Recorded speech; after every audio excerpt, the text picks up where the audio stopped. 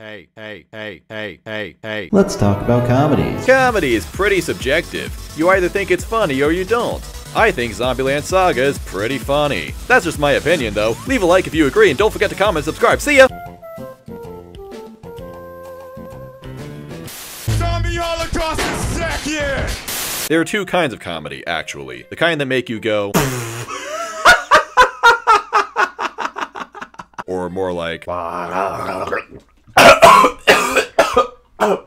Oh fuck, I just choked on my own spit. And it really is difficult to tell what causes that, because for example, I find violence on a certain level and context to be a joke, which cause anime like Goblin Slayer to be funny to me. But I understand that this isn't what most rationally thinking human beings would agree with. Still, I think I can pinpoint 3 variables that go into comedy: context, consistency, and concatenation.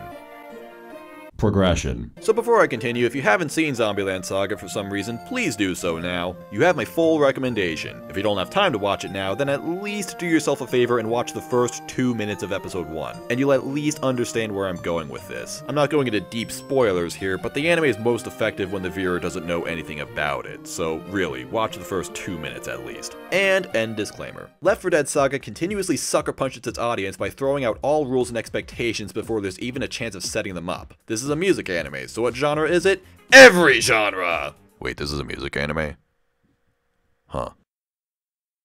Okay. Many of the anime's best scenes come as a result of the Necroducer. His bizarre shifts in personality, coupled with his seemingly not thought out plans, and the fact that he literally created zombies make him such an enjoyable character. Furthermore, he's the main source of unpredictability in the series, as his character remains enigmatic throughout. And because even though he's usually loud and reckless, he doesn't have any specific trait, aside from being loud and reckless. For as wacky as the series is, it doesn't rely on mean humor very much. Now, what do I mean by this?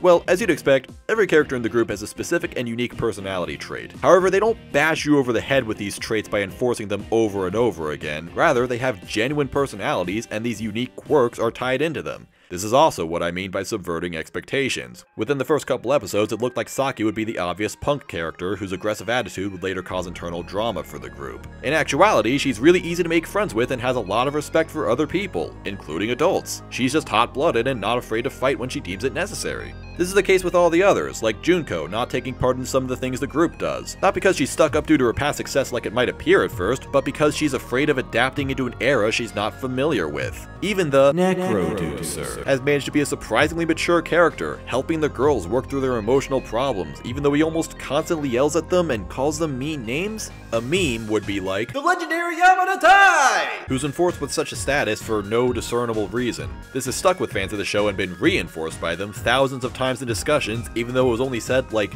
twice in one episode.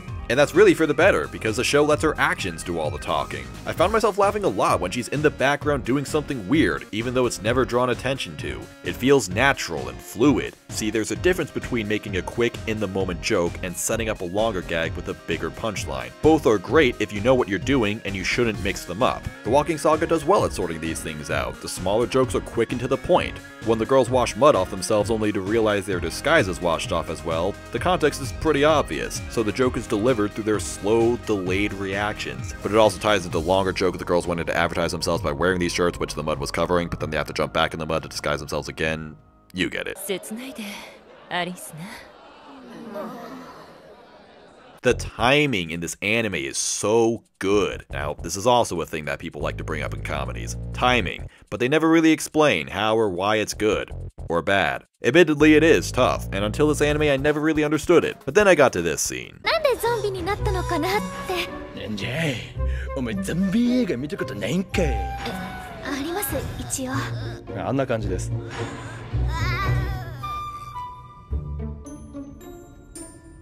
This is just perfect. Not just because the anime is outright refusing to answer all questions as to how zombies actually work, but through the length of the silence and when the camera slowly shifts back and forth to each character. I laughed my ass off just with this one little moment, as both me and Sakura are waiting for a real answer that never comes. The scene just moves on. It moves on quick enough for me to not get tired of the joke and lasted long enough for me to understand it. This is just one example, but throughout the anime the comedic timing has been just right.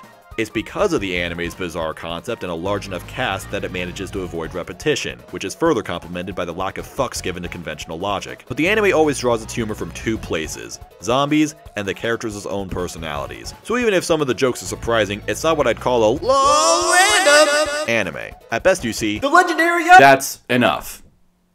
Thank you. At best you see Yamada Tai doing something weird even for this anime standards, but considering that her character was already thrown out of bounds, and that, again, attention to her is rarely drawn, it works. And since the characters are zombies, this brings up all sorts of opportunities to the table, like in episode 1, where the girls, most of whom are still unconscious at this point, impress a crowd of metal fans by screaming nothing and whipping their entire upper bodies back and forth. There's so much physical humor in this show, and yeah, I enjoy a good slapstick, but this is on another level. We're seeing cute girls get ripped apart here. That's extreme.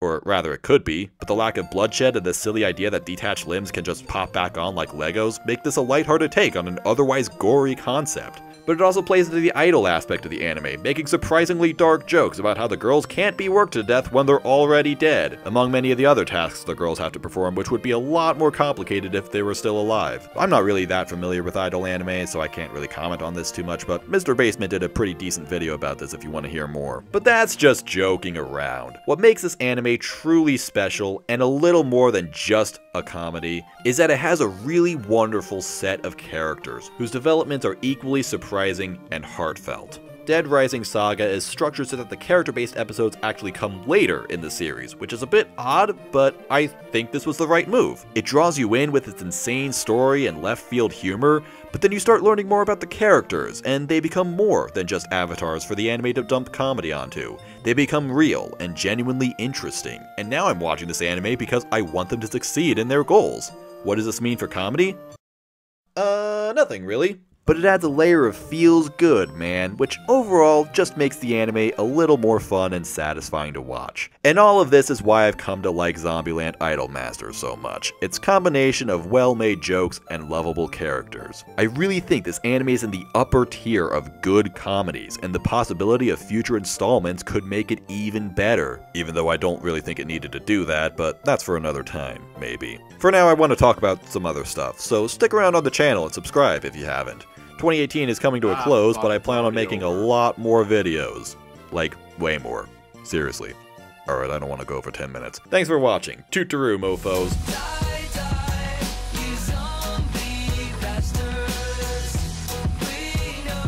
Oh shit, copyright.